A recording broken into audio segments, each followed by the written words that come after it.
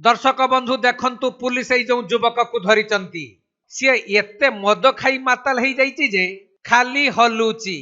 Police ताकू गाड़ी रे बसाइबा को चेष्टा करुथुवा बेले सी गाड़ी भीतर को जाई भी पारुनी। तापरे ए युवक को देखंतु बियर बॉडी माने खुला देह मुंडरे पट्टी आउ जो पेंट टी पिंधिची ये भी सही आउ जने मदुआ माताली युवक जानी पारुनी गाड़ी रो डोर कोंटा माल निशारे ताकू किछि देखा जाउनी। एई दुई जन युवक माताल अवस्था रे रास्ता उपरे छिड़ा होई विभिन्न ट्रक रु दादा बटी मागुथिले। तेणु पुलिस निकटरे अभियोग हेबा परे पुलिस एई दुई जन युवक को थाना को धरी आनी अधिक पचरा उचरा करुछि। मिलिथिबा सूचना अनुसार संबलपुर जिला रेढ़ाखोल सहर केनाल छकर जातीय राजपथरे एई दुई जन मदुआ युवक ट्रक को अटकाई दादा बटी मागुथिले।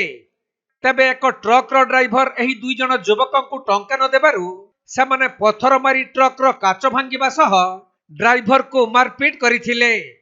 तेणु रेढ़ाखोल पुलिस को ड्राइवर जणाइबा परे पुलिस घटनास्थल रे पहुंची एही माताली दुई जन युवक को थाना को धरि आनी अधिक पचरा उचरा करिछि। एही युवक दुई जन हेले अनुगुल जिला ठाकुरगढ़ थाना अंतर्गत रामपुर ग्रामर मामूली नायक और क्षीरोद बेहेरा।